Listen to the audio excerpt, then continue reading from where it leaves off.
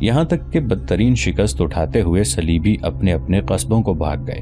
صلاح الدین کو چونکہ قاہرہ کی فکر تھی، اسے خدشہ تھا کہ اس کی غیر موجودگی میں قاہرہ میں بغاوت نہ اٹھ کھڑی ہو، لہذا جب صلیبی میدان جنگ سے بھاگ گئے تو وہ پلٹا اور بڑی تیزی سے قاہرہ کی طرف چلا گیا۔ صلیبیوں کے بھاگنے کے بعد مجدد الدین کے لشکر میں افواہیں پھیل گئیں کہ مجدد الدین بری طرح زخمی ہوا ہے۔ ان آوازوں نے خلتخ، اسامہ بن مرشد، قطب الدین، نجم الدین کو پریشان اور فکر مند کر دیا تھا، اور وہ اس کی طرف لپکے۔ جب وہ اس جگہ گئے تو یہاں مجدد الدین تھا۔ انہوں نے دیکھا مجدد الدین ریت پر لیٹا ہوا تھا اور لشکر کے طبیب اس کی ران اور بازو پر جو زخم آئے تھے اس پر پٹیاں باندھ رہے تھے۔ اس کی یہ حالت دیکھتے ہوئے خلتخ کا رنگ پیلا ہو گیا تھا، چہرے پر اداسیاں اور ویرانیاں آ گئی تھیں۔ نیچے جھکا، مجدد الدین کی پیشانی چومی اور کہنے لگا، میرے عزیز بھائی۔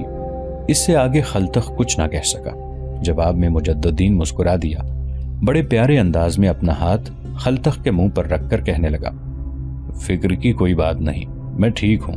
یہ 2 زخم آئے ہیں، یہ ایک مجاہد کا زیور ہے، پریشان مت ہونا خلتخ۔ اللہ کی قسم صلیبیوں کے خلاف یہ 2 زخم کھا کر میدان جنگ میں وفا کا حق ادا کرنے کا لطف آ گیا ہے۔ تم ایسا کرو کہ ہر چیز کو سمیٹو، دشمن اب پلٹے گا نہیں۔ کچھ قاصد سلطان کی طرف بھجواؤ اور دمیات کی طرف سے سلطان کو صورتحال سے آگاہ کر دو، اس لیے کہ سلطان دمیات کی طرف سے جاننے کے لیے بڑا فکر مند اور پریشان ہوگا۔ میری فکر نہ کرو، میں ٹھیک ہوں، اور ساتھ ہی لشکر کے زخمیوں کی دیکھ بھال کے علاوہ ان کے کھانے کا بھی اہتمام کرو۔ میں چاہتا ہوں کہ لشکر 2 دن یہاں قیام کرے، اس خیال سے نہیں کہ صلیبی ملیں گے، مجھے امید ہے ایسا انہیں کرنے کی ضرورت نہیں ہوگی۔ لشکریوں سے کہو کہ خیمے نصب کر دیں، ایک تو جو لوگ زخمی ہوئے ہیں اس کی دیکھ بھال اچھے طریقے سے ہو سکے گی، دوسرے دشمن کے جو مخبر ان علاقوں میں سرگرداں ہیں وہ یہ جان جائیں کہ ہم نے یہاں پڑاؤ کر لیا ہے، لہذا اگر کسی صلیبی گروہ نے قسمت آزمانے کی کوشش کی تو وہ ادھر آنے کا رخ نہیں کرے گا۔ اب تم جاؤ، جو کچھ میں نے کہا ہے اس پر عمل کرو۔ اس کے ساتھ ہی خلتخ وہاں سے ہٹ گیا۔ اس کے ساتھ زخمیوں کی دیکھ بھال ہونے لگی تھی اور بڑی تیزی سے خیمے نصب ہونا شروع ہو گئے تھے۔ اپنے گھوڑے کی باغ تا میں ایک روز شمس الدین حویلی میں داخل ہوا۔ جمارہ نے بھاگ کر اس کے گھوڑے کی باغ پکڑ لی اور اسے استبل میں باندھ آئی تھی۔ صحن میں کھڑا ہو کر شمس الدین اس کا انتظار کرتا رہا۔ جب وہ گھوڑے کو باندھ کر استبل سے نکلی تو دونوں حویلی کے اندرونی حصے میں داخل ہوئے۔ نشست گاہ میں اس وقت سب لوگ بیٹھے ہوئے تھے۔ جمارہ کے ساتھ شمس الدین بھی وہاں جا کر بیٹھ گیا۔ کچھ دیر خاموشی رہی، پھر ابدا کی طرف دیکھتے ہوئے شمس الدین کہنے لگا، ماں آپ لوگوں سے ایک خبر کہنا چاہتا ہوں، لیکن میری آپ لوگوں سے ایک شرط ہے۔ آپ لوگ… اس سے آگے شمس الدین کچھ نہ کہہ سکا۔ ابیرہ نے اس کی بات کاٹ دی تھی۔ بیٹے کہو تم کیا کہنا چاہتے ہو، یہ بھی کہو کہ جو کچھ تم کہنا چاہتے ہو کیا یہ میرے بیٹے مجدد الدین سے متعلق ہے؟ دیکھو میں تمہارے چہرے کو پڑھ رہی ہوں، میں نے بہت لوگوں کو ایک عرصہ جنگوں میں حصہ لیتے دیکھا ہے، اور جو تاثرات تمہارے چہرے پر ہیں وہ پہلے نہ تھے۔ بیٹے کہو تم کیا کہنا چاہتے ہو؟ میں ایک نہیں 3 مجاہدوں کی ماں ہوں، اور سب سے بڑھ کر ایک مجاہد کی بیوی ہوں۔ میں ہر بری سے بری خبر سننے کے لیے تیار ہوں۔ ابدا کے ان الفاظ پر مرسینہ اور مشال کانپ اٹھی تھی، چہرے دونوں کے پیلے ہو گئے تھے۔ مشال تو زیادہ لرزنے کانپنے لگی تھی، رو دینے والی ہو گئی تھی، تاہم مرسینہ کسی قدر اپنے آپ کو سنبھالتے ہوئے حواس میں تھی۔ شمس الدین ان دونوں کی بدلتی ہوئی حالت کو بڑے غور سے دیکھ رہا تھا، پھر ماں کی طرف دیکھتے ہوئے کہنے لگا، ماں میں نے یہ کہنا ہے کہ پہلے ان دونوں کی حالت دیکھیں کیا ہو رہی ہے۔ مشال تو رونے والی ہو گئی ہے، اگر میں نے کچھ کہہ دیا تو یہ بے ہوش ہو کر گر پڑے گی، اور مرسینہ کی حالت بھی اس سے کچھ مختلف نہیں ہے۔ میں کوئی اتنی بڑی بات تو نہیں کہنے والا، بس میں کہنا چاہتا ہوں کہ جنگ کے دوران بھائی زخمی ہوئے تھے۔ یہ الفاظ سننے تھے کہ مشال بیچاری آنکھیں بند کیے نشست سے ٹیک لگا گئی تھی، جیسے وہ بے سدھ سی ہو گئی ہو۔ مرسینہ فوراً حرکت میں آئی اور اس کا سر اپنے کندھے پر رکھا، اس کا گال تھپ تھپایا، پھر کہنے لگی، مشال اپنے آپ کو سنبھالو، امیر زخمی ہوئے ہیں۔ سنو تم ایک مجاہد کی بیوی ہو۔ اور مرسینہ کو رک جانا پڑا اس لیے کہ شمس الدین بول پڑا تھا، میری عزیز بہنوں، بھائی کے زخمی ہونے کی خبر مجھے کئی دن پہلے مل چکی تھی، اس لیے کہ بھائی کی طرف سے دمیات میں فتح کی خبر لے کر جو مخبر آیا تھا اس نے بھائی کے زخمی ہونے کی بھی اطلاع دی تھی، لیکن میں نے احتیاطاً بھائی کے زخمی ہونے کا ذکر نہیں کیا تھا۔ اب بھائی اپنے لشکر کے ساتھ واپس آ گئے ہیں، وہ مستقر میں ہیں، میں ان سے مل چکا ہوں۔ خلتخ انہیں اپنے ساتھ لے کر آئے گا، وہ پہلے زیادہ تکلیف میں تھے، اب خود چل پھر سکتے ہیں، ان کی ران اور بازو پر زخم ہے۔ مشال رونے لگی تھی، مرسینہ اس کو سنبھال رہی تھی۔ اس موقع پر انہیں مخاطب کرتے ہوئے بڑے عزم، بڑی جرت مندی کا مظاہرہ کرتے ہوئے ابدا کہہ رہی تھی، میری دونوں بچیوں، تم دونوں ایک مجاہد کی بیویاں ہو، اور یاد رکھنا مجاہد کو کبھی حال و مستقبل کے خونی آہنگ میں جاویداں اور شعلہ فشاں ہونا پڑتا ہے، کبھی بے کرا موجوں میں تلخ لہجوں جیسی تکبیریں بن کر گھسنا پڑتا ہے۔ میری دونوں بچیوں، مجاہد کو اپنی جرت محکم، عزم راسخ، اپنے عظیم اعتماد اور لازوال ایمانی جذبوں سے کبھی سحر نصرانی، کبھی ہنر سازی، کبھی طلسم اسرائیل، کبھی جادو بابل، کبھی آرزو مانی اور کبھی ابلیس کی نصرت کا سامنا کرنا پڑتا ہے۔ اسے ہر طرح کے محبوب اور اوصاف اور عادات و طبائب کے سامنے نمٹنے کے آنچل پر کھڑے ہو کر اور اپنے لہو میں فروزاں ہو کر وفا کا خونی دستور رقم کرنا پڑتا ہے۔ اپنے خداوند کا شکر کرو، وہ زخمی ہوا ہے، اس کی جسم کی زکوٰۃ اس کے لہو کا صدقہ نکل گیا ہے، وہ زندہ ہے اور تمہارے پاس آ رہا ہے۔ ابدا کے ان الفاظ سے مشال کو تھوڑا بہت حوصلہ ہوا، اس نے اپنے آپ کو سنبھال لیا۔ اس کے بعد آنکھوں سے بہتے آنسو اس نے پونچھ لیے۔ اس موقع پر شمس الدین بول پڑا، مشال میری بہن سنبھلو، بھائی آنے والے ہیں، وہ میرے پیچھے پیچھے ہی خلتخ کے ساتھ آ رہے ہیں، جب تمہاری حالت دیکھیں گے تو انہیں بڑا دکھ اور صدمہ ہوگا۔ پہلے دونوں بہنیں اٹھو، منہ پر چھینٹے مار کر آؤ تاکہ بھائی کو یہ پتہ نہ چلے کہ میں نے ان کے زخمی ہونے کی خبر تم سے کہی ہے اور تم دونوں روتی رہی ہو۔ شمس الدین کا کہا مانتے ہوئے دونوں اٹھ کھڑی ہوئیں اور طہارت خانے میں جا کر منہ پر چھینٹے مار آئیں۔ دوبارہ آ کر وہ نشست پر بیٹھی ہی تھیں کہ حویلی میں خلتخ اور مجد الدین اپنے گھوڑوں پر سوار داخل ہوئے۔ ان دونوں کو دیکھتے ہی سب صحن کی طرف لپکے تھے۔ مجد الدین اور خلتخ دونوں نے اپنے گھوڑوں کو صحن کے اندر روک دیا تھا۔ خلتخ جست لگا کر اپنے گھوڑے سے کود گیا تھا۔ پھر خلتخ اور شمس الدین ایک ساتھ آگے بڑھے اور چاہتے تھے کہ مجد الدین کو سہارا دے کر اپنے گھوڑے سے نیچے اتاریں، لیکن مجد الدین اپنے گھوڑے پر بیٹھا رہا۔ ایک بھرپور نگاہ اس نے سامنے آنے والی مرسینہ اور مشال پر ڈالی، پھر اس کے لبوں پر مسکراہٹ نمودار ہوئی اور وہ کہنے لگا، تم دونوں کی حالت سے لگتا ہے کہ میرے زخمی ہونے کی اطلاع تم دونوں کو شمس الدین نے کر دی ہے، اور میں یہ بھی اندازہ لگانے میں حق بجانب ہوں کہ تم دونوں منہ دھو کر آئی ہو اور روتی رہی ہوگی۔ کیا میں نے غلط کہا ہے؟ اس پر ابدا مسکراتے ہوئے کہنے لگی، میرے بیٹے نے غلط نہیں کہا، ٹھیک کہا ہے۔ بیٹے تمہارے زخمی ہونے کی خبر سن کر انہیں رونا تو تھا ہی، یہ ایک قدرتی عمل ہے۔ بہرحال شمس الدین اور خلتخ تمہیں نیچے اتارنے لگے ہیں۔ مجد الدین مسکرایا، پھر کہنے لگا، ماں میں کوئی اتنا زیادہ زخمی تو ہوں نہیں کہ آپ اپنے گھوڑے پر سوار ہو سکتا ہوں، اتر سکتا ہوں۔ اس کے ساتھ ہی مجد الدین نے جب ایک پاؤں رکاب سے نکالا تو بھاگ کر اور لپک کر مشال آگے بڑھی، مجد الدین کا بازو پکڑ کر اپنے کندھے پر رکھ لیا۔ اتنی دیر میں مرسینہ بھی آگے بڑھی اور مجد الدین کا دوسرا بازو بھی پکڑ کر اس نے اپنے شانے پر رکھ لیا تھا۔ دونوں پاؤں زمین پر ٹکاتے ہوئے مجد الدین اپنی جگہ پر کھڑا ہو گیا، باری باری اپنے دائیں بائیں مشال اور مرسینہ کو دیکھا اور پھر کہنے لگا، میں تم دونوں کا شکریہ ادا کرتا ہوں کہ تم اس قدر میرا خیال کر رہی ہو، لیکن تم دونوں یوں میری بغلوں کے نیچے اپنے شانے رکھ رہی ہو جیسے میں چلنے پھرنے کے قابل نہیں ہوں۔ ذرا مجھے چھوڑو، میں تمہیں چل کر دکھاتا ہوں۔ اس پر روحانسی سی آواز میں مشال بول پڑی، نہیں، ہم دونوں آپ کو اندر لے کر جائیں گی۔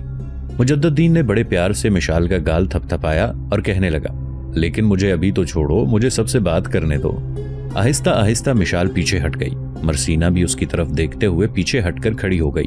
مجد الدین چند لمحوں کے لیے رکا، پھر اپنی ماں کو مخاطب کر کے کہنے لگا، ماں فکر مند نہ ہونا، میں بالکل ٹھیک ہوں۔ پھر اس نے اپنی پھوپھی ازبل کو حوصلہ دیا۔ پھر اس کے بعد اس نے شفقت برا ہاتھ ابیرہ اور جمارہ پر رکھا۔ ابیرہ فوراً حرکت میں آئی، دونوں گھوڑوں کو پکڑ کر وہ استبل کی طرف لے گئی۔ پھر مجد الدین نے مشال اور مرسینہ کی طرف دیکھا، اب تم دونوں میرے آگے آگے لگو اور میں تم لوگوں کے پیچھے آتا ہوں، اور دیکھو میں کیسے چلتا ہوں، تاکہ تم دونوں نے جو اپنے چہرے پر دنیا بھر کی اداسیاں اور افسردگیاں بکھیر لی ہیں وہ رفع دفع ہو جائیں۔ مرسینہ اور مشال دونوں نے کافی حد تک اپنے آپ کو سنبھال لیا۔ اس کے بعد سب چلتے ہوئے حویلی کے اندرونی حصوں کی طرف گئے۔ ابیرہ بھی ان میں آ شامل ہوئی تھی۔ اس موقع پر مجد الدین کو شمس الدین نے مخاطب کیا، بھائی آپ سیدھے اپنی خوابگاہ تک چلیں، آپ چل کر بستر پر لیٹیں، آرام کریں، ہم سب لوگ آپ کے ہاں بیٹھتے ہیں۔ جواب میں مجد الدین کچھ کہنا چاہتا تھا کہ اس کے شانے پر ہاتھ رکھتے ہوئے خلتخ بول پڑا، شمس الدین ٹھیک کہتا ہے بھائی، آپ اپنی خوابگاہ میں بستر پر چل کر لیٹیں اور پھر ہم سب لوگ آپ کے پاس بیٹھیں گے، آپ کا دل بہلائیں گے۔ مجد الدین مسکرا دیا، سیدھا اپنی خوابگاہ کی طرف گیا، اور جب وہ مسحری کے قریب گیا تو سب سے پہلے مشال حرکت میں آئی، فوراً آگے بڑھی، مجد الدین کی تلوار اور خنجر والی پیٹھی ایک طرف رکھ دی، پھر اس کے سر سے امامہ اور نیچے پہنا خود اتارا، اس کے سر پر ہاتھ پھیرنے لگی۔ اتنی دیر تک مجد الدین مسحری پر بیٹھ گیا۔ ایک دم مشال نیچے جھکی اور اس کے جوتے اتارنے لگی۔ मुजद्दुद्दीन ने अपना पांव खींच लिया। मिशाल, ये क्या करती हो? मैं अपने जूते उतार सकता हूँ। मिशाल ने बड़ी दुख भरी और अफसरदा निगाह मुजद्दुद्दीन पर डाली और कहने लगी, नहीं, मैं खुद आपके जूते उतारूंगी। साथ ही उसने मुजद्दुद्दीन की पिंडली पकड़कर उसका पांव नीचे कर लिया था। इतनी देर तक दूसरा जूता मरसीना उतारने लगी। जब वो जूते उतार चुकी तब मुजद्दुद्दीन कहने लगा, अगर तुम दोनों इस तरह मेरी खिदमत करती रही तो याद रखना तुम मुझे चलते फिरते को माजूर बना दोगी। मुजद्दुद्दीन के इन अल्फाज पर अब्दा डांट देने वाली आवाज में कहने लगी, बेटे ऐसे अल्फाज नहीं कहते। इसके साथ ही मुजद्दुद्दीन लेट गया। मिशाल ने आगे बढ़कर उस पर एक सूती चादर उड़ा दी। फिर मरसीना ने मुजद्दुद्दीन को मुखातिब किया, आपको यकीनन भूख लगी हुई होगी। मुजद्दुद्दीन मुस्कुरा दिया, फिर कहने लगा, भूख तो मुझे लगी है, पहले सब मिलकर खाना तैयार करो। इस पर खलतक, शमसुद्दीन, अब्दा, जहरान, अजबल तो वहां बैठकर बातें करने लगे, जबकि मरसीना, मिशाल, अबीरा और जमारा चारों मतबख की तरफ चली गई थीं। उनके जाने के बाद अब्दा ने मुजद्दुद्दीन को मुखातिब करते हुए कहना शुरू किया, बेटे क्या सुल्तान को तुम्हारे जख्मी होने की इत्तला है? मुजद्दुद्दीन की बजाय खलतक बोल पड़ा, अम्मा, जिस वक्त भाई और मैं मुस्तकर में पहुंचे तो सुल्तान शमसुद्दीन, फखरुद्दीन, दीगर सालारों और उमरा के साथ मुस्तकर में पहले से मौजूद थे।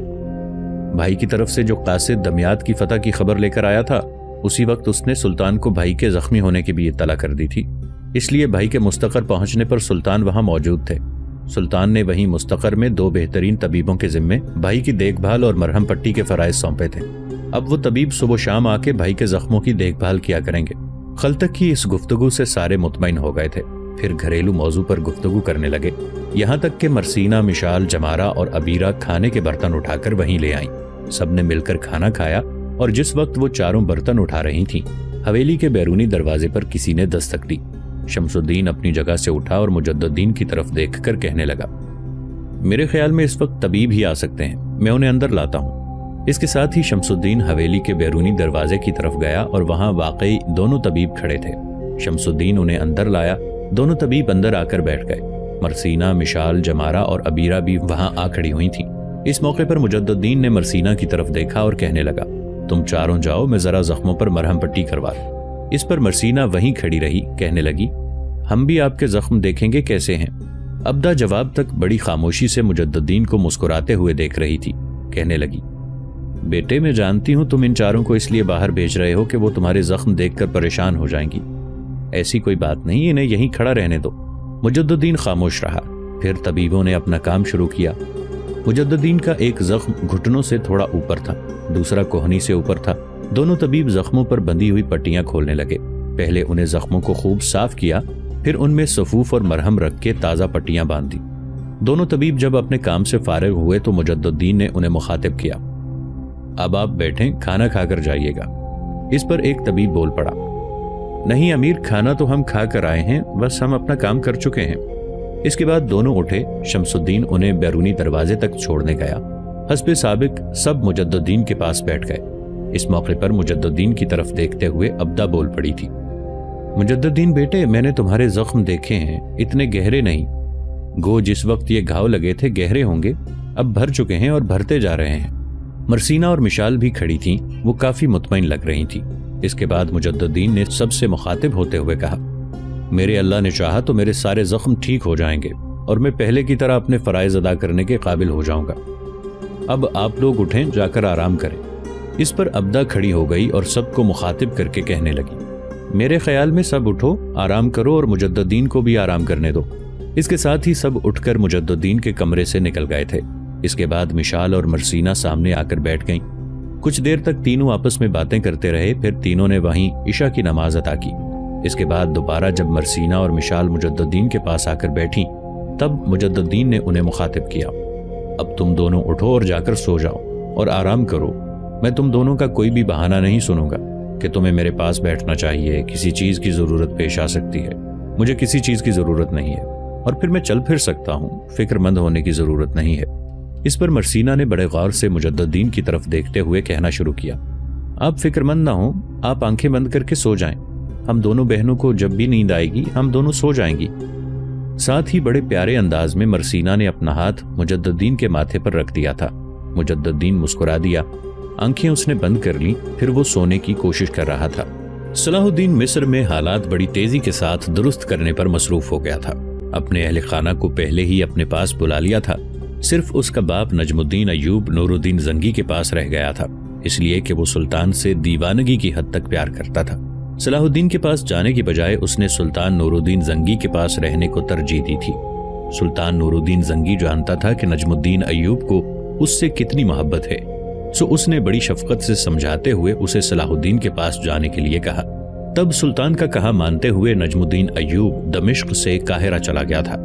قاہرہ میں قیام کے دوران صلاح الدین کے باپ نجم الدین نے ایک موقع پر اسے سلطان نور الدین زنگی کے متعلق نصیحت کی۔ وہ تاریخ میں سنہری حروف سے لکھے جانے کے قابل ہے۔ اپنے بیٹے صلاح الدین کو مخاطب کرتے ہوئے صلاح الدین کے ماموں شہاب الدین کی موجودگی میں کہا تھا، اے میرے فرزند نور الدین، ہمارا سلطان بہت بہادر ہے، ہم اس کے ادنا غلام ہیں، ہماری کیا مجال کہ ہم اپنے آقا کا سامنا یا مقابلہ کرنے کا تصور بھی اپنے ذہن میں لا سکیں۔ اے فرزند، میں تیرا باپ ہوں اور یہ تیرے سامنے تیرا ماموں کھڑا ہے، تو جانتا ہے ہم تیرے خیر خواہ، تیرے ہمدرد ہیں، لیکن یہ بات بھی خوب اچھی طرح جان لینا کہ کبھی سلطان کے احکامات کی حکم عدولی نہ کرنا۔ جب کبھی بھی ہم اور تم سلطان کو دیکھیں تو میرا اپنا فیصلہ یہ ہے کہ خدا کی قسم میں سلطان کے پیروں پر گر پڑوں، اس لیے کہ عالم اسلام پر اس کے ایسے احسانات ہیں جنہیں فراموش نہیں کیا جا سکتا۔ بیٹے، سلطان نور الدین زنگی کا میرے دل میں وہ مقام، وہ عزت اور احترام ہے کہ اگر کسی موقع پر تو اس کی مخالفت کرے اور وہ ہم سے تیرا سر مانگے تو خدا کی قسم اس کے حکم کی تعمیل میں تیرا سر بھی کاٹ کر دے دوں گا۔ ہمارا حال یہ ہے کہ پھر تو کسی دوسرے پر کیا بھروسہ کر سکتا ہے؟ میرے فرزند، ان سرزمینوں کی حکومت تجھے نور الدین زنگی نے عطا کی ہے، اگر وہ تجھے معزول کرنا چاہے تو کبھی لشکر کشی کا ارادہ نہ کرنا، وہ ایک حکم دے تو فوراً مصر کی حکومت چھوڑ کر اس کی خدمت میں چلے جانا، وہ ہم سب کا سلطان اور ہم سب اس کے خدمتگار ہیں۔ صلاح الدین نے اپنے باپ کی وصیت پر عمل کیا، بیکار نہیں بیٹھا۔ جب کبھی بھی صلیبیوں نے پر نکالنے کی کوشش کی، وہ ان پر برق بن کر گرا اور اسلامی مملکت کی سرحدوں سے انہیں بھاگ جانے پر مجبور کیا۔ صلیبی اب بھی مصر پر نظریں جمائے ہوئے تھے۔ وہ کہا کرتے تھے کہ یروشلم کی سلطنت چیری ہوئی لکڑی کے درمیان پھنس گئی ہے، یعنی کہ ان کے ایک طرف اب صلاح الدین ہے، دوسری طرف نور الدین، لہٰذا وہ اپنی پوری کوشش میں تھے کہ اگر وہ نور الدین پر ضرب نہ لگا سکے تو کم از کم مصر اس سے چھین لیں، تاکہ یروشلم کی سلطنت چکی کے دو پارٹوں میں پسنے سے بچ جائے۔ اسی بنا پر وہ وقت بے وقت کسی وجہ کے بغیر مسلمانوں کے خلاف جنگ کی ابتدا کر دیتے تھے۔ صلاح الدین نے بڑی تیزی سے مصر کے حالات کو اپنی گرفت میں لے لیا۔ اس دوران صلیبیوں نے اسقلان اور رملہ کے قریب سر اٹھایا اور وہاں بڑے لشکر جمع کر لیے۔ صلاح الدین بڑی برق رفتاری سے ان کے سر پر جا پہنچا۔ اقلان اور رملہ کے قریب دونوں مقامات پر اس نے صلیبیوں کو بدترین شکست دی اور انہیں بھاگنے پر مجبور کر دیا۔ پھر وہ بحر احمر کے شمالی سرے سے خلیج عقبہ کے پاس ایلا کے نامور اور مشہور قلعے پر جا کر حملہ آور ہوا۔ یہ بہت اہم قلعہ تھا اور صلیبی اس قلعے کو مرکز بنا کر حجاز کی سرزمین کو للچائی ہوئی نظروں سے دیکھتے تھے۔ صلاح الدین اس زوردار انداز میں صلیبیوں کے اس قدر اہم اور مضبوط قلعے پر حملہ آور ہوا کہ قلعہ ان سے چھین کر ان کے سارے منصوبوں کو خاک میں ملا دیا، اور ایلا کو فتح کرنے کے بعد کئی دیگر مقامات پر بھی اس نے صلیبیوں کو شکست دے کر بھاگ جانے پر مجبور کر دیا۔ اسی سال صلاح الدین نے اسکندریہ اور قاہرہ کی شہر پناہوں کی مرمت کر لی اور وہاں کے باشندوں کی بھرتی کی۔ اس دوران خلیفہ آزد وفات پا گیا۔ اب سلطان نور الدین زنگی کے ایک عامل کی حیثیت سے مصر پر صلاح الدین کا کامل اختیار ہو گیا تھا۔ انہی دنوں سلطان نور الدین کے لیے ایک حادثہ اور المیہ اٹھ کھڑا ہوا کہ موصل میں سلطان نور الدین کا بھائی قطب الدین فوت ہو گیا۔ مسلمانوں کی نصرانیوں کے حق میں رواداری کا یہ عالم تھا کہ قطب الدین کا وزیر عبد المسیحی نام کا ایک عیسائی تھا۔ قطب الدین کی وفات کے بعد عبد المسیحی نے ایک چال چلی۔ قطب الدین کی بیوہ کے ساتھ ساز باز کر کے اس نے قطب الدین کے بڑے بیٹے عماد الدین زنگی کو نظر انداز کر دیا اور چھوٹے بیٹے سیف الدین کو موصل کا والی مقرر کر کے حکومت کا سارا کاروبار اس نے اپنے ہاتھ میں لے لیا۔ عبد المسیحی کوئی اچھا انسان نہیں تھا اور پھر عموماً مسلمانوں کے ساتھ اس کا سلوک بھی روا نہیں تھا، اور اس کی کچھ شکایتیں بھی سلطان نور الدین زنگی کو پہنچتی رہی تھیں۔ قطب الدین کا بڑا بیٹا عماد الدین اس وقت موصل سے باہر تھا، لہٰذا عبد المسیحی کو سازش کرنے کا موقع مل گیا اور سیف الدین کو والی بنا کر اس کا سرپرست ہو کر بیٹھ گیا۔ اس صورتحال سے بڑے بیٹے عماد الدین کو بڑا دکھ ہوا اور وہ سلطان نور الدین زنگی کی خدمت میں حاضر ہوا، نا انصافی کی شکایت کی اور ساتھ ہی عبد المسیحی کی مسلمانوں کے خلاف رویے کی بھی نالش کی۔ سلطان پہلے ہی عبد المسیحی کے خلاف شکایات سنتا آ رہا تھا